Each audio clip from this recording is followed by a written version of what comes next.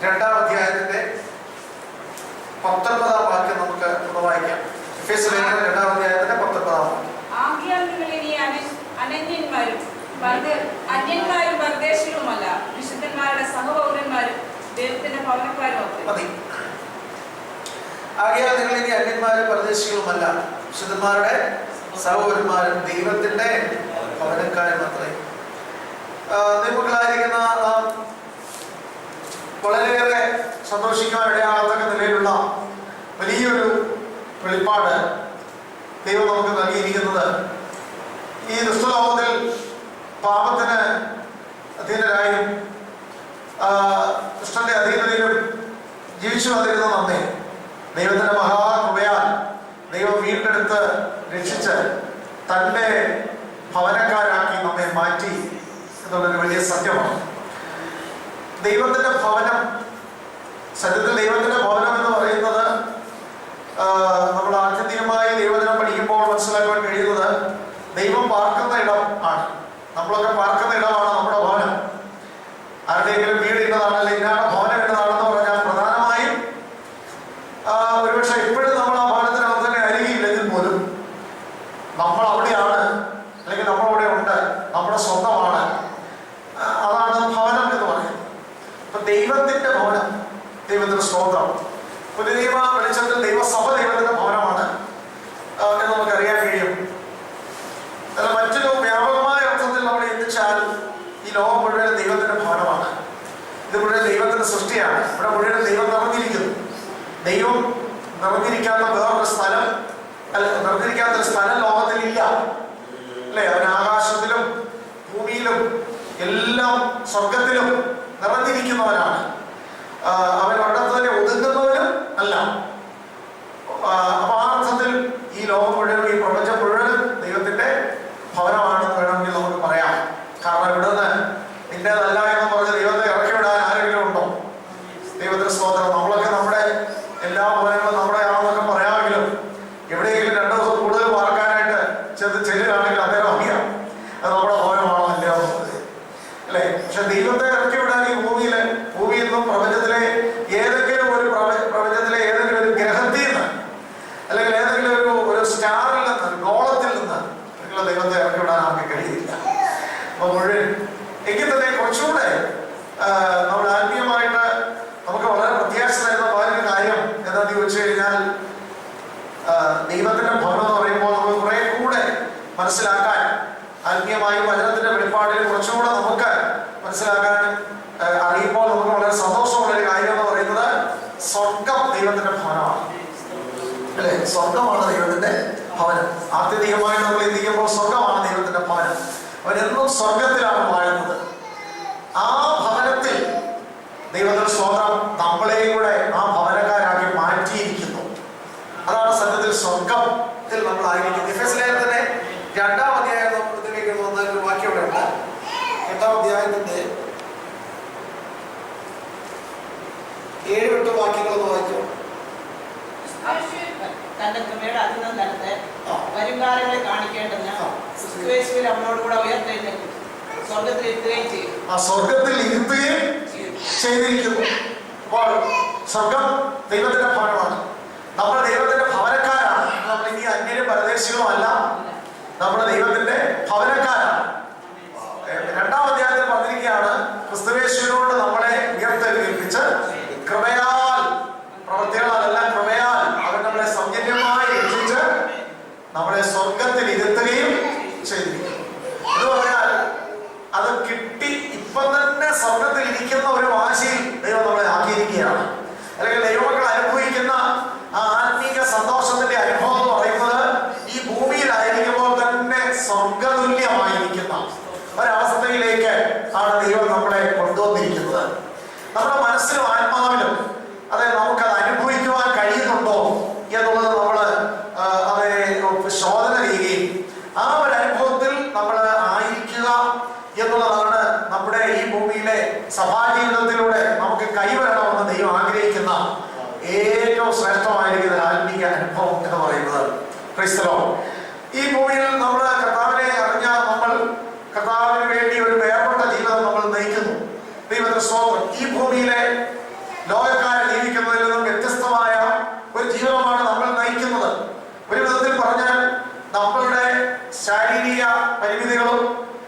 ഭൂമിയുടെ പരിമിതികളിലും നമ്മൾ ഇന്നായിരിക്കുന്നതുകൊണ്ട് മാത്രം നമ്മൾ അക്ഷരീയമായി സ്വർഗത്തിലായിരിക്കുന്നില്ല എന്ന് മാത്രമേ ഉള്ളൂ. അതെപ്പോൾ മാറ്റപ്പെടുമോ അപ്പോൾ നമ്മൾ അക്ഷരീയമായി തന്നെ എവിടെ ആയിരിക്കും? സ്വർഗത്തിലായിരിക്കും. അപ്പോൾ അക്ഷരീയമായി തന്നെ സ്വർഗത്തിലാകാൻ വെമ്പൽ കൊണ്ട് ഒരുങ്ങിയിരിക്കുന്നവർ ചില പരിമിതികൾ നിമിത്തം, ചില ബന്ധനങ്ങൾ എന്ന് ഞാൻ പറഞ്ഞത് വീണ്ടെടുക്കപ്പെടാതിരിക്കുന്ന നമ്മുടെ ശരീരത്തിന്റെ അവസ്ഥ ഇതിൽ നമ്മൾ ആയിരിക്കുന്നത് കൊണ്ട് മാത്രം ഇവിടെ ഇങ്ങനെ നമ്മൾ അതെ ഇങ്ങനെ ഒരു വിധത്തിൽ പറഞ്ഞാൽ ഒരു അണ പൊട്ടാനൊഴുങ്ങി ഇരിക്കുന്നിടത്ത് കിടക്കുന്ന വെള്ളം പോലെ നമ്മൾ ഇവിടെ ആയിരിക്കുകയാണ്. അത് പൊട്ടിക്കഴിഞ്ഞാൽ നമ്മൾ ഇവിടെ നിന്ന് അതെ നമ്മൾ ആയിരിക്കേണ്ട ഇടത്ത് തന്നെ നമ്മൾ എത്തിച്ചേരുവാനായിരിക്കും. അതാണ് സ്വർഗീയ അനുഭവം എന്ന് പറയുന്നത്. ഇവിടെ എങ്ങനെയാണ് സ്വർഗത്തെ അനുഭവിക്കാൻ കഴിയുന്നത് എന്നുള്ളതാണ് നമുക്ക് മനസ്സിലാക്കേണ്ടത്. അവൻ നമ്മളെ എവിടെ ആക്കിയിരിക്കുന്നു? സ്വർഗത്തിൽ ഇരുത്തിയിരിക്കുന്നു. ഇന്ന് നമ്മൾ സ്വർഗത്തിലാണോ ഇരുത്തപ്പെട്ടിരിക്കുന്നത്? ദൈവത്തിന് സ്തോത്രം. അല്ലെങ്കിൽ ആ സ്വർഗീയ അനുഭവത്തിലാണോ നമ്മൾ ആയിരിക്കുന്നത്?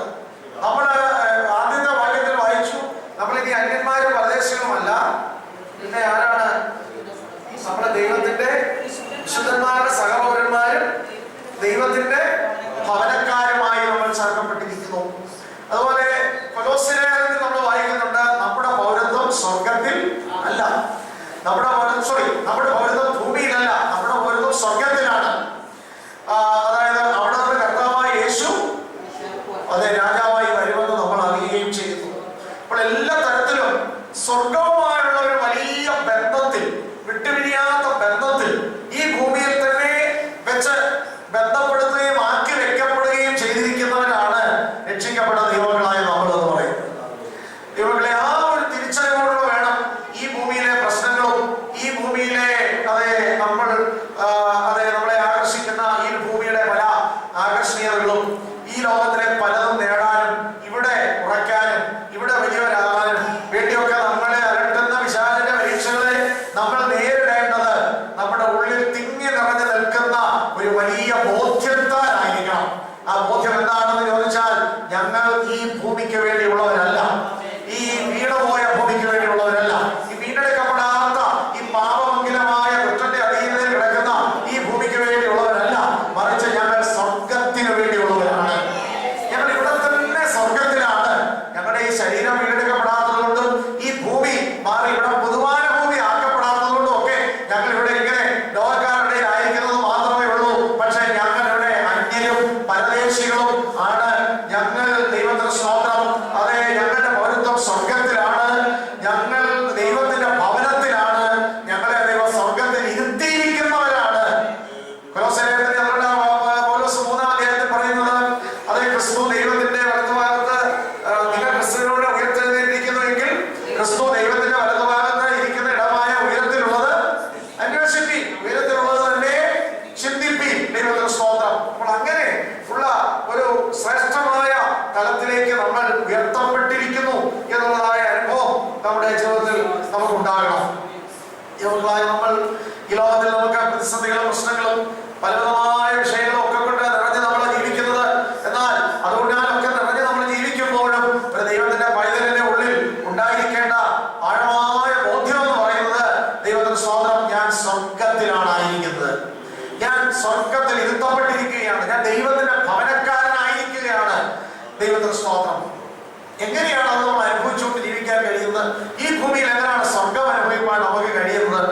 കർത്താവിന്റെ സ്തോത്രം ചെയ്യുന്നു. സ്വർഗം അനുഭവിക്കാൻ നമുക്ക് കഴിയുന്ന സ്വർഗത്തിന്റെ ഏറ്റവും വലിയ പ്രത്യേകത എന്താണെന്നുള്ളത് മനസ്സിലാക്കുമ്പോഴാണ് ഈ ഭൂമിയിൽ വെച്ച് തന്നെ നമുക്ക് സ്വർഗം അനുഭവിക്കാൻ കഴിയുന്നത് എങ്ങനെയാണെന്ന് മനസ്സിലാവുന്നത്. ദൈവത്തിന്റെ സ്തോത്രം. എന്താണ് സ്വർഗത്തിന്റെ ഏറ്റവും വലിയ പ്രത്യേകത? സ്വർഗത്തിന്റെ ഏറ്റവും വലിയ പ്രത്യേകത എന്താണ് എന്ന് ചോദിച്ചാൽ, ദൈവത്തിന്റെ സ്തോത്രം, ഒറ്റ വാക്കിൽ പറഞ്ഞാൽ സ്വർഗത്തിന്റെ ഏറ്റവും വലിയ പ്രത്യേകത പലരും പലതായിരിക്കും. അതിനെക്കുറിച്ച് ഡിസ്ക്രിപ്ഷൻ വെറുതെ നമ്മളൊരു ക്വിസിനകത്ത് ഒരു ക്വസ്റ്റ്യൻ ആയിട്ട് ചോദിക്കുക, സ്വർഗത്തിന്റെ ഏറ്റവും വലിയ പ്രത്യേകത എന്താണ്? സ്വർഗം സ്വർഗമായിരിക്കുന്നത് എന്തുകൊണ്ടാണ്? സ്വർഗത്തിന്റെ ഏറ്റവും വലിയ പ്രത്യേകത എന്താണ് എന്ന് ചോദിച്ചാൽ നമ്മുടെ പിള്ളേർ പലതരത്തിലുള്ള മറുപടി ആയിരിക്കും, നമ്മളും പലതരത്തിലുള്ള ഉത്തരവായിരിക്കും അതിന് കൊടുക്കുന്നത്. എന്നാൽ ദൈവത്തിലുള്ള വെളിപ്പാടനുസരിച്ച് സ്വർഗത്തിന്റെ ഏറ്റവും വലിയ പ്രത്യേകത എന്ന് പറയുന്നത് അവിടെ ദൈവം ഉണ്ടെന്നുള്ളതാണ്. Price the Lord. അല്ലെങ്കിൽ ദൈവ സാന്നിധ്യമാണ് സ്വർഗം. ദൈവ സാന്നിധ്യം ഇല്ലെങ്കിൽ സ്വർഗം പോലും എന്നല്ല, സ്വർഗമല്ല. സ്വർഗം സ്വർഗമായിരിക്കുന്നത് അവിടെ ദൈവ സാന്നിധ്യം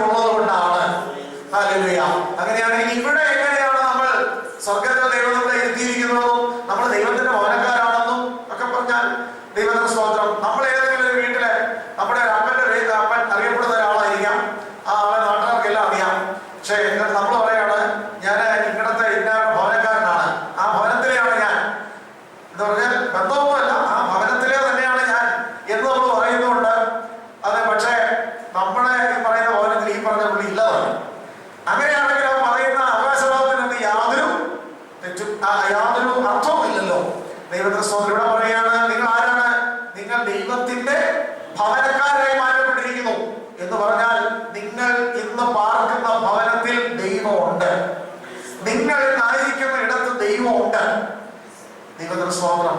ദൈവമക്കളെ, ഈ ലോകത്തിൽ മുഴുവൻ ദൈവം നിറഞ്ഞിരിക്കുന്നു എന്നുള്ളത് സത്യമാണ്. ദൈവത്തിന്റെ സാന്നിധ്യം, ഗോഡ് ഈസ് omnipresent എന്നാണ് പറയുന്നത്. പറഞ്ഞാൽ അവൻ സർവ്വവ്യാപിയാണ്. എല്ലായിടത്തും ദൈവമുണ്ട്. അങ്ങനെ വെച്ച് നോക്കിയാൽ ദുഷ്ടന്റെ കൂട്ടത്തിൽ ദൈവമില്ലേ? കാരണം എല്ലായിടത്തും ദൈവം ഉണ്ടെങ്കിൽ ദുഷ്ടനിരിക്കുന്നിടത്തും ദൈവം മാറിയിരിക്കുമോ? ആ അർത്ഥത്തിൽ നോക്കിയാൽ. കാരണം സകലയിടത്തും ആരുണ്ട്? ദൈവമുണ്ട്. എന്നാൽ അങ്ങനെയുള്ള ഒരു ജനറലായുള്ള ദൈവ സാന്നിധ്യത്തിന്റെ ഒരു ആ പരിധിക്കുള്ളിൽ ഒതുങ്ങുന്നവരല്ല ദൈവമക്കൾ. ദൈവത്തിന് സ്തോത്രം. മറിച്ച് ദൈവത്തിന്റെ സ്വന്തമായി നമ്മൾ മാറ്റപ്പെട്ടിരിക്കുന്നു. ദൈവത്തിന്റെ സ്വന്തം മക്കളായി നമ്മൾ മാറ്റപ്പെട്ടിരിക്കുന്നു. ആ ഒരു പിതൃപുത്ര ബന്ധത്തിലൂടെ നമ്മൾ ദൈവത്തിന്റെ ഭവനക്കാരായി മാറ്റപ്പെട്ടിരിക്കുന്നു. Praise the Lord. ദൈവത്തിന് സ്തോത്രം ചെയ്യുന്നു. ദുഷ്ടന്റെ സമീപത്ത് ദൈവം ഉണ്ടെന്നുള്ളത് ശരിയാണ്. പക്ഷേ ഒരു പ്രത്യേകത എന്താണെന്ന് ചോദിച്ചാൽ, ദൈവത്തിന്റെ ഭവനത്തിൽ ഒരു പുസ്തകമുണ്ട്. ദൈവഭവനക്കാരുടെ മുഴുവൻ പേരെഴുതിയ ഒരു പുസ്തകമുണ്ട്. പക്ഷേ ആ പുസ്തകത്തിൽ ദുഷ്ടന്മാരുടെ ആരുടെയും പേരില്ല. രക്ഷിക്കപ്പെടാത്ത ആരുടെയും പേര് ആ പുസ്തകത്തിൽ ഇല്ല. ദൈവം അവരുടെ അടുക്ക കാണും. ദൈവമായതുകൊണ്ട് ദൈവം എല്ലാവരുടെയും അടുക്കലുണ്ട്.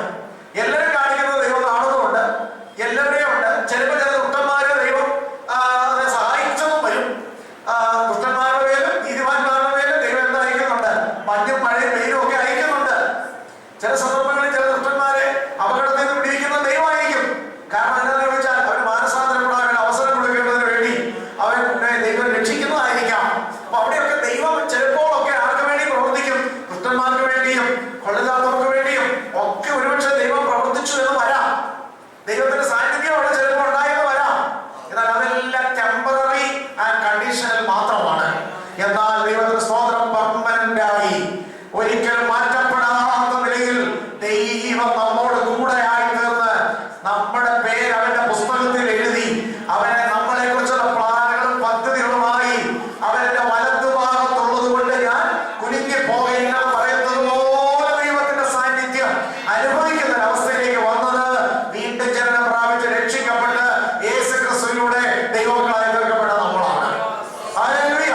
ദൈവങ്ങളെ, അങ്ങനെ ഉള്ള ഒരു ക്ലോസ്, വളരെ അടുത്ത, അതെ, വളരെ ഇന്റിമേറ്റ് ആയ, പിരിയാത്ത ഒരു ബന്ധത്തിൽ ദൈവവുമായുള്ള സാന്നിധ്യത്തിൽ ആയിരിക്കുന്ന ഒരവസ്ഥ ഈ ലോകത്തിൽ വെച്ച് തന്നെ നമുക്ക് അനുഭവിക്കുവാൻ, അല്ലെങ്കിൽ ആ സ്വർഗത്തിന്റെ ഒരു ഷാഡോ, അല്ലെങ്കിൽ ആ സ്വർഗത്തിന്റെ ഒരു സന്തോഷം അനുഭവിക്കുവാൻ നമുക്ക് തീർച്ചയായും ഈ ഭൂമിയിൽ വെച്ച് തന്നെ കഴിയും. ഒരു വീടിനെ സംബന്ധിച്ചിടത്തോളം ആ വീടിന് ഏറ്റവും പ്രധാനപ്പെട്ടതെന്ന് പറയുന്നത് റൂഫാണ്. ഏറ്റവും പ്രധാനപ്പെട്ട ഒന്ന് റൂഫാണ്. ഭിത്തി പ്രധാനമാണ്, എല്ലാം പ്രധാനമാണെങ്കിൽ പോലും വളരെ പ്രധാനപ്പെട്ട ഒരു വീടിനെ വീടാക്കുന്ന റൂഫാണ്. എല്ലാം ഉണ്ടെങ്കിലും കോടിക്കണക്കിന് രൂപ കൊണ്ട് മാർബിളുകൾ വളർന്നതാണെങ്കിലും റൂഫില്ലാത്തൊരു വീടാണെങ്കിലും ചോദിക്കും, റൂഫ് മാത്രമില്ല, സകല മഴയും അവിടെ വീഴും, വെയിലും വീഴും, കാക്ക എന്തെങ്കിലും കൊത്തിക്കൊണ്ട് വളർന്നാൽ അത് താഴെ വീണാൽ അതോടെ വീഴും, സകല ഇത് വീഴും. അതെന്തല്ല, റൂഫല്ല. നമ്മൾ ഈ ഭൂമിയിലായിരിക്കുമ്പോൾ തന്നെ നമ്മൾ മനസ്സിലാക്കുക, നമ്മൾ ദൈവത്തിന്റെ ഭവനക്കാരായിരിക്കുമ്പോൾ തന്നെ ഇവിടെ എങ്ങനെയാ ദൈവമക്കൾ സ്വർഗം അനുഭവിക്കുന്നത്? അതിന്റെ മറ്റൊരു തലം എന്താണെന്ന് ചോദിച്ചാൽ, ദൈവത്തിന്റെ സ്തോത്രം, ദൈവത്തിന്റെ അനേക ഇടങ്ങളിൽ നമുക്ക് കാണാൻ കഴിയുന്നുണ്ട്. തന്റെ ഭക്തന്മാർക്ക് വേണ്ടി, തന്റെ ദാസന്മാർക്ക് വേണ്ടി, തന്നിൽ ആശ്രയിച്ച് തന്നിൽ പ്രത്യാശ വെച്ച് ജീവിക്കുന്ന തന്റെ മക്കൾക്ക് വേണ്ടി മുകളിൽ സ്വർഗം തുറന്നിരിക്കുകയാണ്.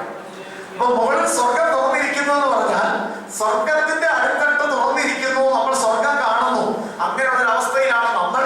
സ്വർഗം നോക്കുമ്പോൾ ആ സ്വർഗത്തിന്റെ ആ റൂഫിന്റെ കീഴിൽ ഭൂമിയിൽ ഇന്ന് ആര് ജീവിക്കുക? ദൈവങ്ങളായ നിങ്ങൾ ജീവിക്കുക. ദൈവങ്ങളെ, നമ്മുടെ കൂടാരത്തിന്റെ മുകളിൽ ഈ ഭൂമിയിലെ ടെറസ് ചിലപ്പോൾ ചിലർക്കുണ്ടായിരിക്കാം, കോൺക്രീറ്റ് ആയിരിക്കാം ടെറസ്, ചിലരുടെ ഓടായിരിക്കാം, ചിലരുടെ ആസ്ബസ്റ്റോസ് ആയിരിക്കാം, പണ്ടൊക്കെ ചിലർക്ക് ഓല ഉണ്ടായിരുന്നു. എന്നാൽ ഇത് എന്ത് തന്നെയായിരുന്നാലും ഈ ലോകത്തിലെ ദുഷ്ടന്മാരുടെ കൂടാരങ്ങളുടെ മുകളിലുള്ളത് അവരുടെ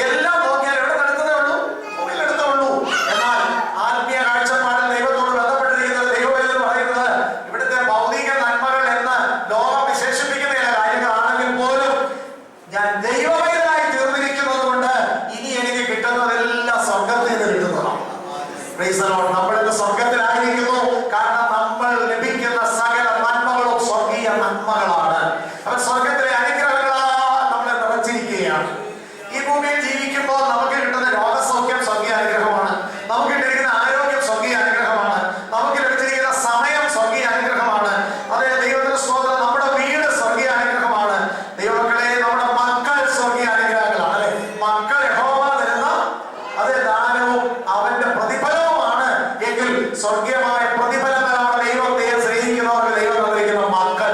ഹല്ലേലൂയ. കർത്താവിന് സ്തോത്രം ചെയ്യുന്നു. അപ്പോൾ ഞാൻ പറഞ്ഞു വന്നത്, സ്വർഗം എങ്ങനെ ഇവിടെ അനുഭവിക്കാൻ കഴിയും? ഇവിടെ അനുഭവിക്കാൻ കഴിയുന്നത് ഈ ലോക ജീവിതത്തിലായിരിക്കുമ്പോൾ ഒരു രക്ഷിക്കപ്പെട്ട ദൈവത്തിന്റെ വഴിയില് അവൻ അനുഭവിക്കുന്നതെല്ലാം സ്വർഗത്തിൽ നിന്നാണെന്നുള്ള തിരിച്ചറിവോടെ അവൻ അനുഭവിക്കുമ്പോൾ അവൻ സ്വർഗത്തിൽ ഇവിടെ വെച്ച് തന്നെ ജീവിക്കാൻ തുടങ്ങി. ദൈവത്തിന് സ്തോത്രം ചെയ്യുന്നു. അടുത്തതായിട്ട് നമ്മൾ ദൈവജനത്തിലേക്ക് വരുമ്പോൾ കാണാൻ കഴിയുന്ന മറ്റൊരു കാര്യം, ഈ ഭൂമിയിൽ വെച്ച് നമ്മൾ ആയിരിക്കുമ്പോഴുള്ള ഒരവസ്ഥയെ കുറിച്ച്. സത്യത്തിൽ ദൈവത്തിന് സ്തോത്രം ചെയ്യുന്നു. നമ്മൾ സാധാരണ ആത്മീയതയോട് ബന്ധപ്പെട്ട് പറയാനുള്ള കാര്യങ്ങളാണ് നമ്മുടെ പ്രാർത്ഥന. നമ്മൾ ഒരുമിച്ച് കൂടി ദൈവത്തെ സ്തുതിക്കുന്നതിനെ ആരാധനയെന്ന് അതിനെ വളരെ സങ്കുചിതമാക്കപ്പെടുത്തി ആളുകൾ വിളിക്കാറുണ്ട്. എന്നാൽ അതങ്ങനെയല്ല. വളരെ വ്യാപകമായ അർത്ഥത്തിലുള്ള നമ്മുടെ യഥാർത്ഥത്തിലുള്ള സമർപ്പണ ജീവിതം മുഴുവനാണ് ആരാധന. സ്വർഗീയ ജീവിതം ഒരുവിധത്തിൽ പറഞ്ഞാൽ അത് മുഴുവൻ ആരാധനയാണ് എന്ന് പറയാറുണ്ട്. സ്വർഗീയ ജീവിതം എന്ന് പറയുന്നത് മുഴുവൻ ആരാധനയാണ് എന്ന് പറയുമ്പോൾ അതിന്റെ അർത്ഥം എന്താണ്? എന്താണ് നമ്മൾ അതുകൊണ്ട് ഉദ്ദേശിക്കുന്നത്? യഥാർത്ഥത്തിൽ ദൈവത്തോടുകൂടെ ഉള്ള ആ ജീവിതം, ദൈവസാന്നിധ്യം അനുഭവിച്ചുകൊണ്ട് നമ്മൾ ആയിരിക്കുന്ന അവസ്ഥയാണ് ആരാധന. ദൈവസാന്നിധ്യം അനുഭവിച്ചുകൊണ്ട് നമ്മൾ ഈ ഭൂമിയിൽ ആയിരിക്കുന്ന അവസ്ഥയാണ് ആരാധന. പാടുമ്പോൾ മാത്രമാണോ നമ്മൾ ദൈവസാന്നിധ്യം അനുഭവിക്കുന്നത്? പ്രാർത്ഥിക്കുമ്പോൾ മാത്രമാണോ ദൈവസാന്നിധ്യം അനുഭവിക്കുന്നത്? അല്ലെങ്കിൽ അന്യഭാഷ പറയുമ്പോൾ മാത്രമാണോ ദൈവസാന്നിധ്യം അനുഭവിക്കുന്നത്? ദൈവത്തിന്റെ സ്തോത്രം. അതേ പൊത്തിപ്പേരുടെ വീട്ടിലായിരുന്നപ്പോൾ യോസേഫ് അവിടെ ദൈവസാന്നിധ്യം അനുഭവിച്ചു. ആ കാരാഗ്രഹത്തിൽ അടയ്ക്കപ്പെട്ട് കിടന്നപ്പോൾ അവൻ അവിടെ വെച്ച് ദൈവസാന്നിധ്യം അനുഭവിച്ചു. സഭായോഗത്തിൽ ഒത്തിരി പേര് കൂടി ഇരുന്ന് കൈയടിച്ച് ആരാധിച്ച് ദൈവത്തെ മഹത്വപ്പെടുത്താനുള്ള ഒരു സെറ്റപ്പ് ഒന്നും അവിടെ അവൻ ഇല്ലായിരുന്നു. എന്നാൽ അവിടെ അവൻ ദൈവത്തെ ആരാധിച്ചു. ഞാൻ പറയുന്നത്, പൊത്തിപ്പേരുടെ ഭവനത്തിൽ യോസേഫ് ദൈവത്തെ ആരാധിക്കുകയായിരുന്നു. ആ കാരാഗ്രഹത്തിൽ യോസേഫ് ദൈവത്തെ ആരാധിക്കുകയായിരുന്നു. എങ്ങനെ ആരാധിച്ചത്? അവൻ അവിടെ ദൈവസാന്നിധ്യം അനുഭവിച്ചുകൊണ്ട്, ദൈവസാന്നിധ്യം അനുഭവിച്ചുകൊണ്ടിരിക്കുന്ന ഒരു വ്യക്തിയിൽ ഉണ്ടാകേണ്ട അനുഭവങ്ങൾ അവനിൽ ഉണ്ടായിക്കൊണ്ടിരുന്നു. Praise the Lord. ഹല്ലേലൂയ. അതെ, അത് ദൈവസാന്നിധ്യമുള്ള ഒരു വ്യക്തിയിലുള്ള അനുഭവം എന്താണ്? പ്രതികൂലങ്ങളുടെ നടുവിൽ ദുഃഖിക്കാൻ മാത്രം കാര്യങ്ങളുള്ളപ്പോഴും നിരാശപ്പെട്ട ജീവിതം വേണേ അവസാനിപ്പിച്ചേക്കാം എന്ന് തോന്നത്തക്ക ഒരവസ്ഥയാണ് അത് സമ്മർദ്ദങ്ങളാൽ ചുറ്റുപാടും നിന്ന് ഉണ്ടാകുന്നതെങ്കിൽ പോലും അതിന്റെ നടുവിൽ അവൻ ഹൃദയം തുറന്ന് സന്തോഷിക്കുക. കാരണം അവിടെ അവൻ ദൈവസാന്നിധ്യം കേൾപ്പാനിടയായി. ഹല്ലേലൂയ. ദൈവത്തിന് സ്തോത്രം ചെയ്യുന്നു. അപ്പോ ഞാൻ പറയുന്നത്, യഥാർത്ഥ ആരാധന എന്ന് പറഞ്ഞാൽ എന്താ? ജീവിതത്തിലുടനീളം ദൈവസാന്നിധ്യം അനുഭവിക്കുന്നതാണ് ആരാധന. ഇനിയും ദൈവജനത്തിലേക്ക് നമ്മൾ നോക്കുമ്പോൾ കാണാൻ കഴിയുന്ന ചില കാര്യങ്ങൾ. കഴിഞ്ഞ ദിവസം ഞാൻ ചിന്തിപ്പാനിടയായിരുന്നു. ഈ ആദമവ്വമാരെ ദൈവം സൃഷ്ടിച്ചല്ലോ ഏതെന്തോട്ടത്തിലാക്കി അല്ലേ? ഈ ഞാൻ ആരാധനയെ കുറിച്ച് ബൈബിൾ കോളേജിലാണെങ്കിലും അവിടെയുള്ള മാസ്റ്റർ ഓഫ് MD സ്റ്റുഡൻസിന് ഞാൻ പഠിപ്പിക്കുന്ന വിഷയം വർഷിപ്പ് ആൻഡ് പ്രീച്ചിങ് എന്ന് പറയുന്ന ഒരു വിഷയം ഞാൻ പഠിപ്പിക്കുന്നുണ്ട്. അപ്പൊ അതിനോടുള്ള ബന്ധത്തിൽ ഹിസ്റ്റോറിക്കലായിട്ടും ബിബ്ലിക്കലായിട്ടും തിയോളജിക്കലായിട്ടും ഉള്ള ഒത്തിരി കാര്യങ്ങളുണ്ട്. അപ്പൊ അതിനകത്ത് ഒരു വിഷയം പഠിപ്പിച്ചു വരുമ്പോൾ പറയുന്നത് worship in the old testament, പഴയ നിയമത്തിലെ ആരാധനയെ കുറിച്ച് വളരെ ബേസിക് ആയിട്ട് ഒത്തിരി തലങ്ങൾ ഇങ്ങനെ പറഞ്ഞു വരുന്നു. അപ്പൊ അതിൽ ഒന്നാമത്തെ ആരാധന എന്ന് പറയുന്നത് വർഷിപ്പിന്റെ ഏഴ് എന്നാണ് പറയുന്നത്. അതായത് ഏഴരിലെ ആരാധന. ദെൻ അത് കഴിഞ്ഞ് പറയുന്നത് വീണുപോയ മനുഷ്യൻ ജലപ്രളയം വരെയുള്ള ആരാധന. പിന്നെ ജലപ്രളയം മുതൽ പിന്നെ അബ്രഹാം വരെയുള്ള ആരാധന. പിന്നെ അബ്രഹാം മുതൽ മിസ്രൈമിൽ നിന്ന് ദൈവം വിടുവിക്കപ്പെടുന്നത് വരെയുള്ള ആരാധന എങ്ങനെയായിരുന്നു. പിന്നെ മരുഭൂമിയിലെ ആരാധന. അത് കഴിഞ്ഞ് ഇസ്രായേൽ മക്കൾ കനാൻ നാട്ടിലേക്ക് പ്രവേശിച്ച് അവിടെ ജീവിച്ചിരുന്നതായ ആ കാലഘട്ടത്തിലെ ആരാധന. പിന്നെ പ്രവാസികളായിരുന്നപ്പോഴുള്ള ആരാധന. പ്രവാസത്തിൽ നിന്ന് മടങ്ങി വന്നപ്പോഴുള്ള ആരാധന. ഇത് മുഴുവൻ ഇതിന്റെ വലിയ ദീർഘമായിട്ട് കുറേ പഠിക്കാനുണ്ട്. ഇത് മുഴുവൻ പഠിപ്പിച്ചു തീർക്കത്തൊന്നുമില്ല. വിഷയം പിള്ളേർക്ക് കൊടുക്കുന്നതോ അവർ പോയി ലൈബ്രറിയിൽ നിന്ന് എഴുതി എടുത്തോണ്ട് വന്ന് ക്ലാസ്സിൽ അവതരിപ്പിക്കണം. അന്നേരം അത്യാവശ്യമുള്ളത് ഞങ്ങളിവിടെ പറഞ്ഞു കൊടുക്കും. അങ്ങനെയാണ് സകല ക്ലാസ് എടുക്കുന്നത്. അപ്പോ ആ കൂട്ടത്തിൽ ഏതെങ്കിലും ആരാധനയെ കുറിച്ച് ഇങ്ങനെ പറഞ്ഞു. ഏതെങ്കിലും ആരാധന നടന്നില്ലേ? ഏതെങ്കിലും ആരാധന ഉണ്ടായിരുന്നോ? ഏതൊരു തോട്ടത്തിൽ ആരാധന ഉണ്ടായിരുന്നോ? ഒരു വലിയ വിഷയമാണ്. ദൈവത്തിന്റെ സ്തോത്രം. അധികമൊന്നും ഏതൊരു തോട്ടത്തെ കുറിച്ച് എഴുതിയിട്ടില്ല. എന്നാൽ ഒരു കാര്യം അവിടെ നമ്മൾ കാണുന്നു. ഏതെങ്കിലും ജീവിതം സത്യം പറഞ്ഞാൽ അത് മനുഷ്യന് ദൈവം ഒറിജിനലായി സൃഷ്ടിച്ചാക്കിയ ഐഡിയലായിട്ട് ദൈവം ആഗ്രഹിച്ച ഏറ്റവും ശ്രേഷ്ഠമായി ദൈവ മനുഷ്യനെ കുറിച്ച് ആഗ്രഹിച്ച ആക്കി വെച്ച അവൻ എന്നും ആയിരിക്കണമെന്ന് ആഗ്രഹിച്ചുകൊണ്ട് ആക്കി വെച്ച അവസ്ഥ എവിടെയാണ് നമ്മൾ കാണുന്നത്? അതല്ല അല്ലേ? ഇപ്പൊ നമ്മൾ സാറ് പറയാണ് സ്വർഗത്തിൽ ചെന്ന് കഴിഞ്ഞാൽ എന്നും ആരാധനയാണ് എന്നൊക്കെ നമ്മൾ പറയും. അതൊക്കെ വേറെ അർത്ഥതലങ്ങൾ നമ്മൾ ചിന്തിക്കേണ്ടതാണ്. എന്താണ് യഥാർത്ഥത്തിൽ സ്വർഗത്തിൽ ചെന്നിട്ടുള്ള ആരാധന എന്നൊക്കെ ഉള്ളത്? ഈ സ്വർഗത്തിൽ നമ്മൾ ചെല്ലുന്ന അവസ്ഥ സത്യത്തിൽ ഇപ്പം നമുക്ക് വലിയ കാര്യമായിട്ടിരിക്കുന്നെങ്കിലും ഇത് തന്നെയല്ലേ ഒരു വിധത്തിൽ പറഞ്ഞാൽ ഏദൻ തോട്ടത്തിൽ മനുഷ്യൻ ദൈവത്തെ ആക്കി വെച്ച് ആ സ്വർഗീയ പ്രതീക്ഷയായ ആ ഏദനിൽ മനുഷ്യനായിരുന്ന അവസ്ഥ എന്ന് പറയുന്നത് തന്നെയല്ലേ നമ്മൾ ഒരു വിധത്തിൽ പറഞ്ഞാൽ ആത്യന്തികമായി ദൈവത്തോടുകൂടെ എന്നും ആയിരിക്കാൻ ആഗ്രഹിക്കുന്ന ആ നിത്യ സ്വർഗത്തിൽ നമ്മൾ ആയിച്ച് തീരുന്ന അവസ്ഥ എന്ന് പറയുന്നു. ഈ ഏദൻ തോട്ടത്തിലെ അവസ്ഥ കളഞ്ഞു കുളിച്ചോണ്ടല്ലേ ഇപ്പൊ നമ്മള് ഈ രക്ഷകനെ കണ്ട് നേടി അത് അവരിലൂടെ ദൈവത്തോട് അടുത്ത് ഈ ഭൂമിയിൽ വിശുദ്ധ ജീവിതം നയിച്ച് ആരാധന എന്നൊക്കെ പറയുന്ന നമ്മുടെ ആത്മീയ ജീവിതത്തിന്റെ സമർപ്പണത്തിലൂടെ നമ്മൾ മുമ്പോട്ട് കടന്നുപോയി. ഈ ഉപവാസ പ്രാർത്ഥനയും ദൈവവചന പഠനവും വിശുദ്ധ ജീവിതവും കൃഷ്ണന്മാരുടെയും വ്യത്യസ്തമായ ജീവിതമൊക്കെ നയിച്ച് കാത്തു നോക്കി ഇരിക്കുക കർത്താവിന്റെ വരവിന് വേണ്ടി. എന്തിനു വേണ്ടിയാ? അന്ന് നമ്മുടെ അനുഭവമായി നഷ്ടപ്പെടുത്തി കളഞ്ഞത് ഒന്ന് തിരിച്ചു കിട്ടാൻ വേണ്ടി ഉള്ളതായ ആ വലിയ തത്രപ്പാടിൽ നടക്കുന്നത്.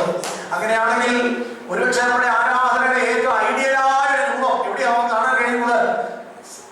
ആദവുമാരെ സൃഷ്ടിക്കപ്പെട്ട് എവിടെയായിരുന്നപ്പോൾ? ആ ഏദനിലായിരുന്നപ്പോൾ. അവിടുത്തെ ആരാധന എന്താണെന്ന് അവിടെ നടന്നത്? അവിടെ നടന്നായിട്ട് നമുക്ക് കാണാൻ കഴിയുന്നത് ഇത്രയേ ഉള്ളൂ. ദൈവത്തിന് സ്തോത്രം ചെയ്യുന്നു. അവരെങ്ങനെയുള്ള ജീവിതമായിരുന്നു? അവരുടെ ജീവിതം നിഷ്കളങ്കമായ ഒരു ജീവിതമായിരുന്നു, അല്ലെ? നീതിയിലും വിശുദ്ധിയിലുമുള്ള ആ യുഗത്തിൽ തന്നെ പറയുന്നത് നിഷ്കൺമഷ യുഗം. പാപത്തിൽ മനുഷ്യൻ വീഴാതെ ഇരുന്നയാക്കാൻ എന്തൊരു നല്ല സന്തോഷകരമായ വളരെ വളരെ ക്ലീൻ ആയിട്ടുള്ള ഏറ്റവും നല്ല ഒരു കാലം എന്ന് പറയുന്നത്. ഞങ്ങളുടെ കൂടെ ഇന്ന് ബൈബിൾ കോളേജിൽ പഠിപ്പിക്കുന്ന ഒരു ബ്രാഹ്മണനായിരുന്ന ഒരു യുവാവ് വളരെ ചെറുപ്പത്തിൽ രക്ഷിക്കപ്പെട്ടു വന്ന സുബ്രഹ്മണ്യൻ എന്ന് പറയുന്ന അദ്ദേഹത്തിന്റെ അനുഭവം അദ്ദേഹം പറഞ്ഞിട്ടുണ്ട്. ആദ്യമായി ക്രിസ്തുവിനെ കുറിച്ച് കേട്ട് രക്ഷിക്കപ്പെട്ട് കഴിഞ്ഞപ്പോൾ +2 പഠിച്ചുകൊണ്ടിരുന്നപ്പോൾ ബൈബിൾ വായിക്കാൻ ആരോ കൊടുത്തു. വീട്ടിൽ താൻ പൂജാരിയായ പുള്ളി അത് വിട്ട ഓടി ഇറങ്ങി പോകാനൊന്നും കഴിയുന്നില്ല. എങ്കിലും ബൈബിളിനോടുള്ള അഭിനിവേശ നിമിത്തം, ആഴമായ ആഗ്രഹ നിമിത്തം രാത്രി എല്ലാവരും കിടന്നുറങ്ങി കഴിയുമ്പോൾ ഇവരുടെ അമ്പലത്തിന്റെ മൈതാനത്തുള്ള ഒരു ആൽത്തറയിൽ പോയിരുന്നുകൊണ്ട് രാത്രി മങ്ങിയ വെളിച്ചത്തിൽ എന്ന് വായിച്ചുകൊണ്ടിരിക്കുക. തനിക്ക് കിട്ടിയ ബൈബിൾ ആവലോടെ വായിച്ചുകൊണ്ടിരുന്നപ്പോൾ അദ്ദേഹത്തിന് ഉണ്ടായ അനുഭവം ഞാൻ പറഞ്ഞ ആദ്യം മനുഷ്യനെ ദൈവം സൃഷ്ടിച്ച കാര്യങ്ങളോട് ആദ്യം വായിക്കുക, ആദ്യം അറിയുക ഈ കാര്യങ്ങൾ. ഭയങ്കര ആവേശത്തോടുകൂടെ എന്തോ ഒരു പ്രത്യേക എക്സൈറ്റ്മെന്റോടെ ഇതിങ്ങനെ വായിച്ചെടുക്കുക. എന്തൊരു ശ്രേഷ്ഠമായ രീതിയിൽ മനുഷ്യനെ ദൈവം സൃഷ്ടിച്ചു, മനുഷ്യൻ ദൈവം കൊടുത്ത നന്മകൾ, അവിടെ അനുഭവിച്ച ഏതെന്തോട്ടത്തിലെ അനുഗ്രഹങ്ങൾ, അവരുടെ ആ സന്തോഷകരമായ ജീവിതം, ഇതെല്ലാം വായിച്ചു വന്നിട്ട് ഒടുവിൽ 3-ാം അധ്യായത്തിൽ വന്ന് ഈ പാമ്പ് ദോഷമേറിയ ഈ സൃഷ്ടി വന്ന് ആദമിനെ അവയെ വഞ്ചിച്ച് ആദമും കൂടെ ഈ പഴം പറിച്ച് തിന്ന് ആ നിമിഷം അവർ ദൈവതേജസ്സിൽ നഷ്ടപ്പെട്ടവരായിരുന്നു. അവരുടെ ദൈവത്തോടുള്ള ബന്ധം അവിടെ വെച്ച് അവസാനിച്ചു. ഇത് തിന്നുന്ന നാളിൽ നീ മരിക്കും എന്ന് പറഞ്ഞു. അക്ഷരാർത്ഥത്തിൽ ഇന്ന് നമ്മൾ കാണുന്ന പോലെ മരണമല്ല അവിടെ ഉണ്ടായില്ലല്ലോ. പക്ഷേ എന്താണ് യഥാർത്ഥത്തിൽ മരണം? ദൈവത്തോടുകൂടെയുള്ള കൂട്ടായ്മ നഷ്ടപ്പെട്ടു, അല്ലെങ്കിൽ ദൈവ സാന്നിധ്യം നഷ്ടപ്പെട്ടു. ഇത് നഷ്ടപ്പെട്ട ഇവരാ ഏറ്റവും ശ്രേഷ്ഠവും മകുടവുമായി ദൈവം നൽകിയിരുന്ന അനുഗ്രഹങ്ങൾ മുഴുവൻ കളഞ്ഞു കുളിച്ചല്ലോ എന്നുള്ളത് ഇദ്ദേഹം ആദ്യം വായിക്കുക. നമ്മളൊക്കെ ഇത് പല പ്രാവശ്യം കേട്ടിട്ടുള്ളതെന്ന് കേൾക്കുമ്പോൾ നമുക്ക് അതിൻ്റെതായിട്ടുള്ള ഒരു ആവേശം തരാറില്ല. പുള്ളി ആദ്യം വായിച്ചു തന്നപ്പോ ഈ പാപത്തിൽ മനുഷ്യൻ വീണ ആ ഭാഗം വായിച്ചപ്പോൾ പുള്ളി അവിടെ നീ പുസ്തകം താഴെ വെച്ച് വാവിട്ട് കരഞ്ഞെന്ന് പറഞ്ഞ ആൽത്തറയിലിരുന്നു. ഇങ്ങനെ മനുഷ്യന് സംഭവിച്ചു പോയല്ലോ ഓർത്ത് ആ നിഷ്കളങ്ക മനസ്സിൽ പുള്ളി അങ്ങനെ പോയി കരഞ്ഞു പോയി എന്ന് പിന്നീട് പുള്ളി സാക്ഷ്യം പറഞ്ഞു. അത് അനുഗ്രഹിക്കപ്പെടുന്ന ദേവദാസനാണ്. ഞങ്ങളുടെ ബൈബിളിലെ പ്രധാനപ്പെട്ട ഒരു അധ്യാപകനാണ് ഈ സുബ്രഹ്മണ്യൻ. വീട്ടിൽ നിന്ന് ആരും വിശ്വാസം വന്നിട്ടില്ല. ഈ സുബ്രഹ്മണ്യനും അദ്ദേഹം ഒരു കത്തോലിക്ക വിശ്വാസത്തിൽ കൃപയിലേക്ക് വന്ന ഒരു സഹോദരിയാണ് വിവാഹം കഴിച്ചിരിക്കുന്നത്. അപ്പൊ ഞാൻ പറഞ്ഞത് നല്ല ദൈവത്തിൽ ആശ്രയിച്ചുകൊണ്ട് അവർ ജീവിക്കുന്നു. ഏദൻ തോട്ടത്തിൽ വെച്ച് എന്തായിരുന്നു ഇവിടെ ആരാധന എന്നുള്ളതാണ് നമ്മൾ ചിന്തിക്കുന്നത്. സത്യത്തിൽ അവരുടെ ആരാധന എന്ന് പറയുന്നത് എന്തായിരുന്നു? അവരെന്താണ് അവിടെ നടത്തിയത്? അവരെന്താണ് അവിടെ എങ്ങനെയാണ് ജീവിച്ചത്? ദൈവിക വിശുദ്ധിയിലും നീതിയിലും തേജസ്സിലും അവരോട് ജീവിച്ചു. ആ ദൈവിക വിശുദ്ധിയുടെ ആ ജീവിതം ആരാധനയുടെ ഭാഗമാണ്. 2, ദൈവത്തിന് സ്തോത്രം, ദൈവം കൊടുത്ത നന്മകൾ മുഴുവൻ അനുഭവിക്കുക.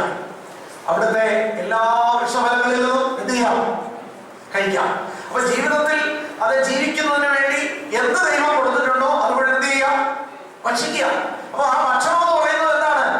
അവരുടെ ജീവിതത്തിലെ ആരാധനയാണ്. ദൈവത്തിന്റെ സ്തോത്രം, ആരാധനയോടെ നടത്തുന്നു. അടുത്തത് തോട്ടത്തിൽ വേല നിർവഹിച്ച ജോലി വിശ്വസ്തമായി ചെയ്യുന്നു. അപ്പൊ ഇതും അവർ നീതിയും വിശുദ്ധിയിലുള്ളതായ ഒരു പേഴ്സണൽ ലൈഫ് ജീവിതം നയിക്കുന്നു. പിന്നെ ദൈവം നൽകുന്ന എല്ലാം എന്ത് ചെയ്യുന്നു? അനുഭവിക്കുന്നു. ദൈവം പറഞ്ഞ ജോലി ചെയ്യുന്നു. ഇത്രയും കാര്യങ്ങൾ അവർ ചെയ്യുന്നുള്ളൂ. എന്നിട്ട് എന്ത് ചെയ്യാം? വെയിലാറുമ്പോൾ ഇറങ്ങി വരുമ്പോഴേക്ക് പിതാവായ ദൈവം ഇറങ്ങി വരും. ആ ദൈവത്തോട് കൂടെ ഒരുമിച്ച് വസിക്കുന്നു. ഇതാണ് ആരാധന എന്ന് പറയുന്നത്. അപ്പൊ ഏതെങ്കിലും ആരാധനയിൽ നമ്മൾ കാണുന്ന ഈ കാര്യങ്ങളാണ്. ദൈവങ്ങളെ, ഇത് നഷ്ടപ്പെട്ടു പോയ മനുഷ്യന് തിരികെ അത് നൽകിക്കൊടുക്കേണ്ടതിന് വേണ്ടിയാണ് യാഗങ്ങളുടെ വ്യവസ്ഥ ദൈവം വെച്ചത്. ഹാബേലിനായി യാഗം കഴിച്ചു മുതൽ പിന്നെ നോഹ യാഗം കഴിച്ചു, അബ്രഹാം യാഗം കഴിച്ചു, ഇസ്രായേൽ മക്കൾ യാഗം കഴിച്ചു. ഇങ്ങനെ ഇങ്ങോട്ട് ടെമ്പിൾ, അതായത് ദേവാലയം, ഇങ്ങനെയുള്ള കാര്യങ്ങൾ മുഴുവൻ നടത്തി വന്ന് തിരികെ ദൈവത്തോടുള്ള ബന്ധത്തിൽ ജീവിക്കുന്ന അവസ്ഥ തന്നെയാണ് ആരാധന എന്ന് പറയുന്നത്. ഈ അവസ്ഥ മനുഷ്യവർഗത്തിലൂടെ നഷ്ടപ്പെട്ടു പോയപ്പോൾ യാഗങ്ങളുടെ ന്യായപ്രമാണം കൊണ്ടും അത് പൂർത്തീകരിക്കപ്പെടുവാനോ അതിന്റെ പൂർണ്ണാവസ്ഥയിൽ എത്തുവാനോ മനുഷ്യൻ നൽകിയിരുന്നത് കഴിയാതെ പോയപ്പോൾ മനുഷ്യനെ വീണ്ടും ദൈവത്തോട് അടുപ്പിച്ച് ആ നഷ്ടപ്പെട്ടു പോയ കൂട്ടായ്മ ബന്ധം തിരികെ തരേണ്ടതിന് വേണ്ടി തന്റെ പുത്രനായ യേശു നമുക്ക് വേണ്ടി പരമയാഗമായി തീർന്നു. കൃപയാൽ അവന്റെ രക്തത്താൽ വിശ്വസിച്ച നമ്മെ അവൻ വീണ്ടെടുത്ത് അവനെ സ്വന്തമാക്കി ഇന്ന് തീർത്തിരിക്കുന്നു. നമ്മുടെ ഈ അന്യന്മാരും പ്രദേശങ്ങളുമല്ല, വിശുദ്ധന്മാരുടെ സഹപൗരന്മാരും ദൈവത്തിന്റെ ഭവനക്കാരുമായിട്ട് തീർന്നിരിക്കുക. നമ്മൾ തിരിച്ച് ആ സ്വർഗത്തിൽ തന്നെ തീർത്തിരിക്കുന്നു. എന്നാൽ ഞാൻ പറഞ്ഞതുപോലെ ഒരു ചെറിയ കടമ്പോടെ ഇനി കടക്കാനുണ്ട്. ആ കടമ എന്ന് പറയുന്നത് ഈ ശരീരം വീണ്ടെടുക്കണം. ഈ ശരീരം വീണ്ടെടുക്കണം. എന്റെ പഴയ ആ ഏകോട്ടം ഈ ഭൂമിയിലായിരുന്നല്ലോ, ഇവിടെ തന്നെ ആ സ്വർഗതുല്യമായ ജീവിതം നയിക്കാനുള്ള പദ്ധതി അദ്ദേഹം ഒരുക്കി വെച്ചിരിക്കുന്നത്. അതിനുവേണ്ടി ഈ പഴയ ആകാശവും ഭൂമിയും മാറിപ്പോകും. ഇവിടെ എന്തുകൊണ്ട് നിറയും? പുതിയ ആകാശ ഭൂമികൾ ഇവിടെ നിറയും. ഇതാ മനുഷ്യരോട് കൂടെ, ഇതാ ദൈവത്തോടും, ഇതാ മനുഷ്യരോട് ദൈവത്തിന്റെ കൂടാൻ അവൻ അവരോട് കൂടെ വസിക്കുന്നു. അവൻ അവർക്ക് ദൈവവും അവന്റെ ജലവും ആയിരിക്കും. അവിടെ ഇരുട്ടുണ്ടായില്ല. അവിടെ സൂര്യന്റെ വെളിച്ചവും ചന്ദ്രന്റെ വെളിച്ചവും ആവശ്യമില്ല. കുഞ്ഞാട് തന്നെ അവിടെ എന്നും വെളിച്ചമായിരിക്കും. നമ്മളെന്തോ അവരോട് ആയിരിക്കും. ഈ ശ്രേഷ്ഠമേറിയ അനുഭവത്തിനായി വിളിക്കപ്പെട്ട നമ്മൾ ഒരു താൽക്കാലിക കാലം ഈ ഭൂമിയിൽ ജീവിക്കുമ്പോൾ തന്നെ ആ വലിയ സ്വർഗീയ അനുഗ്രഹങ്ങളുടെയും തേജസ്സിന്റെയും അനുഭവങ്ങളുടെയും ഒരു റേഡിയൻസ്, അതിന്റെ ഒരു പ്രതിഫലനത്തിന്റെ കീഴിൽ ഇവിടെ ആയിരിക്കണമെന്ന് ദൈവം ആഗ്രഹിക്കും. അതാണ് ഈ ഭൂമിയിലെ സ്വർഗം. ദൈവങ്ങളെ, ആ പ്രത്യാശ കൊണ്ട് നിറയുന്നവരായിരിക്കുവാൻ ദൈവം നമ്മളെ കുറിച്ച് ആഗ്രഹിക്കുന്നു. ഇവിടെ നമ്മൾ വിശദരായിരിക്കുവാനും ഇവിടെ ഓരോ വിഷയത്തിന് മുമ്പിൽ നിരാശപ്പെടുവാനും തളർന്നു പോകുവാനും നമ്മൾ പോയി ചുളിഞ്ഞവരായി, മനസ്സിടിഞ്ഞവരായി, ആകെ പല വിഷയങ്ങളുടെയും മുമ്പിൽ ആവലാതി പറയുന്നവരായി, അതേ ഹൃദയ സന്തോഷം ഇല്ലാത്തവരായി ഇവിടെ ജീവിക്കുവാൻ വേണ്ടി അല്ല ഈ ദുഷ്ടലോകത്തിൽ ദൈവം എന്നെ നിങ്ങളെ വിളിച്ച് വേർതിരിച്ചിരിക്കുന്നത്. ഞാൻ പറഞ്ഞല്ലോ, പലവിധ പരിമിതികൾ ഉണ്ടെങ്കിലും അതിന്റെ നടുവിൽ യോസേഫിനെ പോലെ ദൈവ സാന്നിധ്യം അനുഭവിച്ചുകൊണ്ട് സന്തോഷത്തോടെ ജീവിക്കാൻ നമുക്ക് കഴിഞ്ഞാൽ നമ്മുടെ അന്ത്യം വരെ നമുക്ക് വേണ്ടി, നമ്മുടെ തലമുറയ്ക്ക് വേണ്ടിയും വേണ്ടിയുള്ളത് കരുതി നടത്തി നമ്മുടെ നിത്യതയിൽ എത്തിക്കുവാൻ ദൈവം മതിയായി. ദൈവത്തിന് സ്തോത്രം. പിന്നെ ഇങ്ങോട്ട് നമ്മൾ ഏതനിലെ ആരാധന അല്ലെങ്കിൽ ഏതനിലെ ആ സ്വർഗീയ ജീവിതം കഴിഞ്ഞ് പിന്നെ ഇങ്ങോട്ട് വന്നാൽ പിന്നെ അത് കാണുന്നത് വളരെ ചുരുക്കമെടുത്ത ആളുകൾ കാണുള്ളൂ. അത് കാണുന്നതില് വളരെയധികം നമ്മളെ ചിന്തിക്കേണ്ട, പിന്നെ നമ്മൾ അത് സംബന്ധിച്ച് കാണുന്ന വളരെ പ്രധാനപ്പെട്ട ഒരു കാഴ്ച എന്ന് പറയുന്നത്, ഒരു അറിവ് എന്ന് പറയുന്നത്, ശേത്തിന്റെ വർഷത്തിൽ ജീവിച്ചിരുന്നവരിൽ വെച്ച് നമ്മൾ ഒരാളെ കാണുന്നുണ്ട്, ഹാനോക്ക്. ഹാനോക്കിനെ കുറിച്ച് എന്താ നമ്മൾ വായിക്കുന്നത്? ഹാനോക്ക് ദൈവത്തോട് കൂടെ നടന്നു, ദൈവം അവരെ എടുത്തതിന് കാണാതെയായി. എന്താണ് സത്യത്തിൽ? അപ്പോ ഞാൻ പറഞ്ഞു വരുന്നത്, സ്വർഗം അനുഭവിക്കുക, അതാണ് അതിനാണ് ദൈവം മനുഷ്യനെ സൃഷ്ടിച്ചത്. സ്വർഗം അനുഭവിക്കുക എന്ന് പറഞ്ഞാൽ എന്താണെന്ന് പറഞ്ഞ ചുരുക്കം ദൈവ സാന്നിധ്യം അനുഭവിക്കുക. അങ്ങനെയാണെങ്കിൽ ആരാധന എന്ന് പറയുന്നത് എന്താണ്? ദൈവ സാന്നിധ്യം അനുഭവിക്കുന്നത്. ദൈവ സാന്നിധ്യം ഒരു ദൈവവേദന, രക്ഷിക്കപ്പെട്ട ദൈവവേദന അനുഭവിക്കുന്നത് കൂട്ടായ്മയ്ക്ക് ഞായറാഴ്ച വരുമ്പോഴും ഒരുമിച്ച് കൂടുന്ന കുടികളിൽ മാത്രമല്ല, അവിടെ വെച്ച് ആ സാന്നിധ്യത്തിന്റെ ഒരു കൂടിയ അളവ് നമുക്ക് അനുഭവിക്കാൻ കഴിയുന്നു. അവരുടെ ശബ്ദം കേൾക്കുവാൻ കഴിയുന്നു. പിന്നെയുള്ള ജീവിതത്തിലെ 24 മണിക്കൂർ 7 ദിവസവും 7 സാഹചര്യത്തിലും ദൈവ സാന്നിധ്യം അനുഭവിക്കുവാൻ വേണ്ടിയുള്ള കൃപ നമ്മളിലേക്ക് ദൈവം പകരുന്ന ആ സ്ഥലങ്ങളും കൂടിവരവുകളുമാണ് നമ്മുടെ സഭയുടെ യോഗങ്ങളെന്ന് പറയുന്നത്. അല്ലാതെ അവിടെ മാത്രം ദൈവ സാന്നിധ്യം അനുഭവിക്കുകയും ഇറങ്ങി കഴിയുമ്പോൾ പിന്നെ ദൈവ സാന്നിധ്യം ഇല്ലാതിരിക്കുകയും ചെയ്യുന്ന ഒരു ജീവിതമല്ല ക്രിസ്ത്യ ജീവിതം. എവിടെയും നമ്മൾ ദൈവ സാന്നിധ്യം അനുഭവിക്കുകയാണ്. അതുകൊണ്ട് നമ്മുടെ ഏത് സാഹചര്യത്തിലായിരിക്കുമ്പോൾ ആരാധന എന്ന് വേണമെങ്കിൽ പറയാം. ഞാൻ കഴിഞ്ഞ ദിവസം ക്ലാസ്സിൽ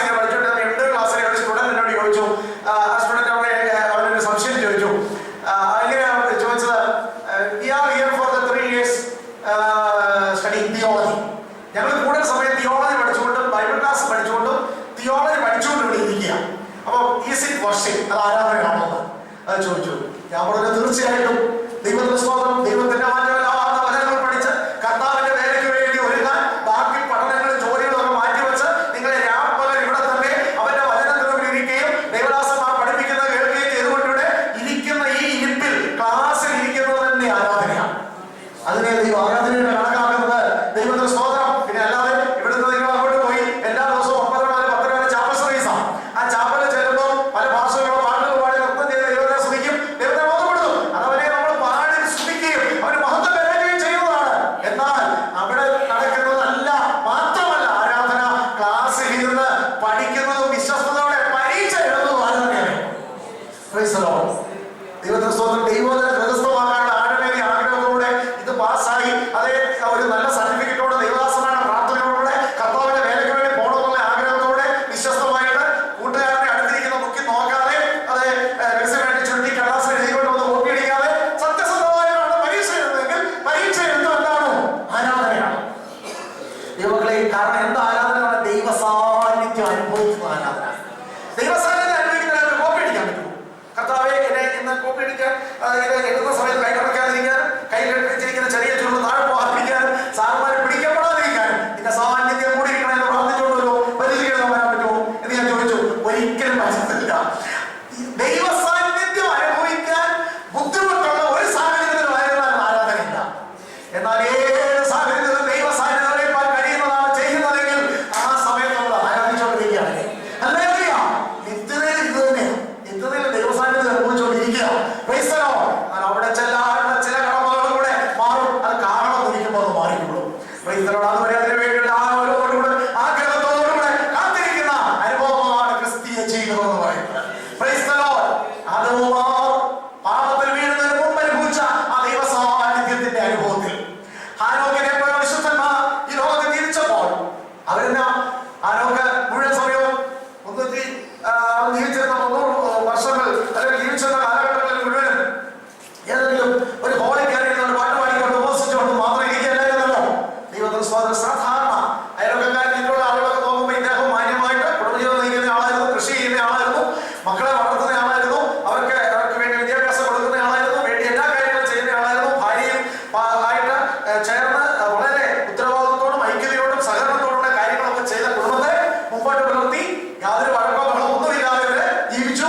വളരെ അനുഗ്രഹിക്കപ്പെട്ട് മുമ്പോട്ട് ജീവിച്ചുകൊണ്ട് പോയി. സത്യദൈവത്തെ കുടുംബത്തോടുകൂടെ മഹത്വപ്പെടുത്തുകയും സ്തുതിക്കുകയും യാഗം അർപ്പിക്കുകയും ഒക്കെ ചെയ്തുകൊണ്ടിരുന്നു. പക്ഷേ ദൈവം അതിനെ വിശേഷമായി എടുത്തു പറഞ്ഞിരിക്കുക. ഹാനോക്ക് ദൈവത്തോട് കൂടെ നടന്നു. ഈ വോക്ട് എന്നുള്ള വാക്യം പരിശോധിച്ചപ്പോഴാണ് വോക്ട് എന്നുള്ളത് എബ്രായ ഭാഷ മൂലഭാഷയിൽ ആ ഭാഗം എഴുതിയപ്പോൾ അവിടെ വോക്ട് എന്നുള്ളതിൽ ഉപയോഗിച്ചിരിക്കുന്ന എബ്രായ പദത്തിന്റെ അർത്ഥം ഫെലോഷിപ്പ് എന്നാണ്. ഫെലോഷിപ്പ് എന്ന് പറഞ്ഞാൽ കൂട്ടായ്മ. ദൈവത്തിന്റെ സ്തോത്രം. അപ്പോൾ എന്താണ് ദൈവത്തോട് കൂടെ നടക്കുക എന്ന് പറഞ്ഞാൽ അവനുമായുള്ള കൂട്ടായ്മയിലായിരിക്കുക. അവരോടുള്ള കൂട്ടായ്മയിലായിരിക്കുക. ദൈവത്തിന്റെ സ്തോത്രം. കൂട്ടായ്മ എന്ന് പറയുമ്പോൾ ദൈവങ്ങളുടെ കൂട്ടായ്മ ഇതിനകത്ത് ഉൾപ്പെടുന്നുണ്ട്. ഒറ്റയ്ക്ക് വീട്ടിലായിരിക്കുമ്പോൾ ദൈവത്തോടുള്ള ബന്ധം അതിനകത്ത് ഉൾപ്പെടുന്നുണ്ട്. കൂടിലും കുഴപ്പത്തിലും ഉറക്കത്തിലും സകല സാഹചര്യങ്ങളിലും ദൈവത്തോട് കൂടെ തന്നെ എപ്പോഴും ആയിരിക്കുന്ന ദൈവസാന്നിധ്യം അനുഭവിക്കുന്ന കൂട്ടായ്മ അതിനകത്ത് ഉണ്ട്. ദൈവത്തിന്റെ സ്തോത്രം. Price the Lord. അതെ ദൈവങ്ങളെ, അതാണ് നമ്മളെ സ്വർഗത്തിൽ ഇരുത്തിയിരിക്കുന്നു. അപ്പൊ സ്വർഗത്തിലല്ലേ ഇരിക്കുന്നത്? വീട്ടിലെ കസേരയിൽ ഇരിക്കുമ്പോൾ ഓർത്തോളം സ്വർഗത്തിലായിരിക്കുന്നത്. ദൈവത്തിന്റെ സ്തോത്രം. ജോലി സ്ഥലത്ത് ഏതെങ്കിലും ജോലി ചെയ്യാൻ ഇരിക്കുമ്പോൾ ഓർത്തോളം സ്വർഗത്തിലാണ് ഇരിക്കുന്നത്. അല്ലാതെ ഞായറാഴ്ച രഹോബോത്തിൽ ചെന്ന് കഴിഞ്ഞ സ്വർഗത്തിൽ ദൈവസന്നിധിയിൽ ഇരിക്കായിരുന്നു എന്നോർത്തല്ല ഇവിടെ ഇരിക്കേണ്ടത്. ഞാൻ ഇവിടെ ഇരിക്കുമ്പോൾ എവിടെ തന്നെയാണ്? ദൈവസന്നിധി തന്നെയാണ് ഇരിക്കുന്നത്. ദൈവസന്നിധിയിലാണ് ഇരിക്കുന്നത് ഓർത്ത് വീട്ടിലുള്ള എല്ലാവരും കൂടെ വൈകിട്ട് ഒരുമിച്ച് ദൈവസന്നിധിയിൽ സന്തോഷത്തോടെ പാട്ടുപാടി ദൈവത്തെ സ്തുതിക്കുകയും ഒരുമിച്ചിരുന്ന് ഉള്ള ഭക്ഷണം കഴിക്കുകയും ചെയ്താൽ സത്യത്തിൽ അത് സ്വർഗ അനുഭവം തന്നെയാണ്. Price the Lord. അതാണ് ദൈവം ക്രിസ്തുവിലൂടെ നമുക്ക് തന്നിരിക്കുന്നത്. ദൈവങ്ങളെ, ആ ഒരു അനുഭവത്തിൽ നമ്മൾ മുൻപോട്ട് പോയാൽ നിത്യ സ്വർഗം നമുക്ക് വേണ്ടി തുറക്കപ്പെട്ടിരിക്കുകയാണ്.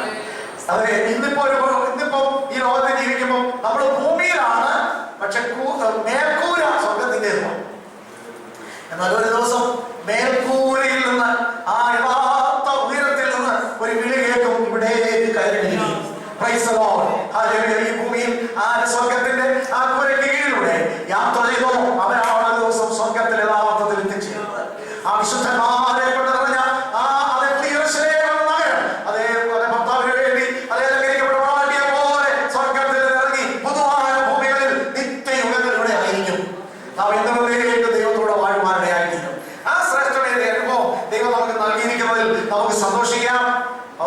ഓർത്തിട്ടാണ് പറയുന്നത്, വെളിപ്പെടാനുള്ള തേജസ് വിചാരിച്ചാൽ ഈ കാലത്തിലെ കഷ്ടം സ്വർഗത്തിൽ ഞാൻ എത്തിയില്ലെന്നേ ഉള്ളൂ. പൗലോസിനെ ഇടയ്ക്ക് വിളിച്ചൊന്ന് കാണിച്ചു, ഇതാണെന്ന്. അമ്പലം പോയി, വീണ്ടും താവട്ടിന് വിട്ടു. പൗലോസ് താഴെ വന്നിച്ച് ഞാൻ അവിടെ വരെ പോയ ആളെന്ന് പറഞ്ഞ അംഗരിക്കാൻ നടന്നാൽ പിന്നെ അവിടെ കാണാൻ പറ്റത്തില്ല. അതിന് ദൈവം ഒരു ശൂലം കൂടെ കൊടുത്തു. അതുകൊണ്ട് ഈ ശൂലമായിട്ടാണ് ജീവിച്ച് എന്തിനാണെന്നറിയാമോ? നീ കാണുകയും കൂടെ ചെയ്തതായിട്ട് ഒരിക്കലും നിനക്ക് നഷ്ടപ്പെട്ടിടയാകരുത്. അതിനുവേണ്ടി നിങ്ങളിക്കാതിരിക്കാൻ ശൂലം വന്നിരിക്കാന്ന് പറഞ്ഞു. ആ ശൂലം കൊണ്ട് ജീവകാലം മുഴുവൻ താഴ്മയോടെ ദൈവസ്ഥയിൽ നന്ദിയോടെ ജീവിച്ച് തന്റെ ശുശ്രൂഷ നിറവേറ്റിയ ശേഷം രക്തസാക്ഷിയായി മരിച്ച് അവിടേക്ക് തന്നെ പോയി. ഹല്ലേലൂയ. ആ വിശുദ്ധന്മാരുടെ പന്തിയിൽ നിന്നുകൊണ്ടാണ് നമ്മൾ പ്രതിഫലം വാങ്ങിക്കാൻ പോകുന്നത്. ദൈവങ്ങളെ ഓർത്തുകൊണ്ട് വീണ്ടും നമുക്ക് ദൈവസ്ഥയിൽ താഴാം. ഒന്നുകൂടെ ധൈര്യപ്പെടാം. ഈ കാലത്തിലെ കഷ്ടം സാരമില്ല വേണ്ട, പ്രതികൂലങ്ങൾ വരട്ടെ, പ്രതിസന്ധി വരട്ടെ, എന്തെല്ലാം വരട്ടെ, ഇതിന്റെ എല്ലാം മുമ്പിൽ നമ്മൾ പതറിപ്പോകരുത്. ഞാൻ ആരാണ്? ഞാൻ ദൈവത്തിന്റെ ഭവനക്കാരനാണ്. ദൈവത്തിന്റെ സ്തോത്രം. നമ്മൾ സാറിന് പറയാറുണ്ടല്ലോ, ഈ എല്ലാ കഷ്ടപ്പാടും ബുദ്ധിമുട്ടും പിന്നെ പട്ടിണിയും ഒക്കെ വന്നാലും ഈ ചില നല്ല വലിയ കുടുംബത്തിൽ മനുഷ്യരുടെ പറയുന്നത് ചെയ്യാം, വലിയ കുടുംബത്തിൽ എഴുതാനാണെങ്കിൽ അതിന്റെ ഒരു ആഭിജാത്യം നമുക്ക് കാണിക്കുന്നുണ്ട് അല്ലേ? കാണിക്കും. ഭയങ്കര ബുദ്ധിമുട്ടില്ല, കഷ്ടപ്പാടാണ് എങ്കിൽ പോലും ആ ഒരു അന്തസ് എപ്പോഴും കാണിക്കും, ഒരു പരിധിയിൽ കൂടി. ദൈവത്തിന്റെ സ്തോത്രം. ദൈവങ്ങളും ദേവദാസന്മാരും ഒക്കെ തീർച്ചയായിട്ടും ചില ദേവദാസന്മാർ പോലും ആ അന്തസ് കളഞ്ഞ് ഓരോ രീതിയിൽ ഈ ലോകത്തിലെ ജീവിതത്തിലെ നേട്ടങ്ങൾക്ക് വേണ്ടിയൊക്കെ ഓരോ കാര്യങ്ങൾ ചെയ്യുന്നതല്ല. ഞാൻ ആ ഭാഗത്തേക്ക് കടന്നു പോകുന്നില്ല. എന്നാൽ ദൈവങ്ങളെ, ഇവിടെ പണ്ടുള്ള ദേവദാസന്മാർ ഭക്ഷണം കഴിച്ചില്ലെങ്കിൽ അത് അറിയിക്കാതെ അതേ മുണ്ട് മുറുക്കി ഉടുത്തോണ്ട് നടന്ന കർത്താവിന്റെ നാമത്തെ ഉയർത്തുകയാണ്. കാരണം എന്താണെന്നറിയാമോ? ഞാൻ ദൈവത്തിന്റെ ഭവനക്കാരനാണ്, ഞാൻ കർത്താവിന്റെ പൈതലാണ്. എന്റെ വീടിന്റെ നായകൻ ദൈവമായിരിക്കുമ്പോ ഞാൻ ഇവിടെ ഇങ്ങനെ ഒരു തെണ്ടിയെ പോലെ നടന്ന് എന്റെ ഈ ലോകത്തിലെ ഭൗതിക ആവശ്യങ്ങൾക്ക് വേണ്ടി ഞാൻ ഒരിക്കലും അലഞ്ഞാൽ എന്റെ ഭവനത്തിന് അത് കൊള്ളാവുന്നതല്ല. ആ ഒരു ബോധ്യം നമുക്കുണ്ടാകണം. അതെ, അപ്പൊ നമ്മൾ ഓർക്കും, അതെ ദൈവത്തിന്റെ ഭവനക്കാരാണെന്ന് മീൻ പഠിച്ചോണ്ടിരിക്കുകയും ഇങ്ങനെ പട്ടിണി കൊണ്ട് എത്രമാണ് കിടക്കുന്നതെന്ന് ഓർത്ത് നമ്മൾ ഒരിക്കലും നമ്മുടെ ക്ഷമ കെട്ട് നമ്മുടെ നില വിട്ട് താഴാൻ ഒരിക്കലും പോകരുത്. ദൈവത്തിനൊരു സമയമുണ്ട്. നീ പിടിച്ചു നിന്നാൽ ദൈവത്തിന്റെ സ്തോത്രം. പൗലോസ് പറഞ്ഞ പോലെ താഴ്മയിലിരിക്കാനും ഉയർച്ചയിലിരിക്കാനും, അതെ വിശന്നിരിക്കാനും നിറഞ്ഞിരിക്കാനും എല്ലാം ഞാൻ എന്ത് ചെയ്തിട്ടുണ്ട്? ഞാൻ ശീലിച്ചിട്ടുണ്ട്. പൗലോസിനെ കണ്ടിട്ട് ആരും പറയുന്നില്ല ഇതൊന്ന് കഴിച്ചില്ലെന്ന് തോന്നുന്നല്ലോ. പക്ഷെ അന്നത്തെ ദിവസം 2-3 ദിവസമായിട്ട് കൂടി എല്ലാം ഇത് കാണുന്നില്ല, ഒന്നും കഴിച്ചിട്ടില്ല. എന്നാൽ ചില ദിവസം തൊട്ട് പുറകെ ബിരിയാണി, അത് കഴിഞ്ഞ് ഫ്രൈഡ് റൈസും, അത് കഴിഞ്ഞ് ഇതും എല്ലാം സൂപ്പർ സാധനങ്ങൾ തന്നെയാ കിട്ടി. ഇത് കിട്ടിയിരിക്കുമ്പോഴും പൗലോസ് ഇതാണ് കാര്യമായിട്ടൊക്കെ കഴിച്ചിരിക്കുന്നല്ലോ തോന്നുന്നല്ലോ എന്നും പറയാൻ ഇല്ല. പട്ടിണി ഇരുന്നാലും പുള്ളി ഒരുപോലെ, നിറച്ച് കഴിച്ചാലും ഒരുപോലെ. ദൈവങ്ങൾ ഇതായിരിക്കണം നമ്മുടെ ഭാവം. നമ്മളായിരിക്കുന്ന ജീവിത സാഹചര്യങ്ങളിൽ ഏറ്റക്കുറച്ചിലുണ്ടാവാം. പക്ഷേ അതിന്റെ മുമ്പിൽ മാറുന്ന ഈ കളർ മാറി മാറി വരുന്ന ഒരു ജീവിയെ പോലെ ഒരിക്കലും നമ്മുടെ മുഖമോ നമ്മുടെ പെരുമാറ്റങ്ങളോ ആകരുത്. നമ്മുടെ സ്വർഗത്തിന് അനുസരണമായ പെരുമാറ്റം, അത് ജീവനമുള്ളവരായി ജീവിക്കാൻ അതിന് ദൈവം തന്നെ കൃപ നമുക്ക് തന്നിരിക്കുകയാണ്. ഹല്ലേലൂയ. പരിശുദ്ധാത്മാവിനെ നമുക്ക് വേണ്ടി അതിനാണ് നൽകി തന്നിരിക്കുന്നത്. അതനുഭവിച്ചുകൊണ്ട് ജീവിക്കാൻ ദൈവമായ കർത്താവ് നമ്മളെ സഹായിക്കട്ടെ. നമുക്ക് ദൈവസ്ഥയിൽ പ്രാർത്ഥിക്കാം.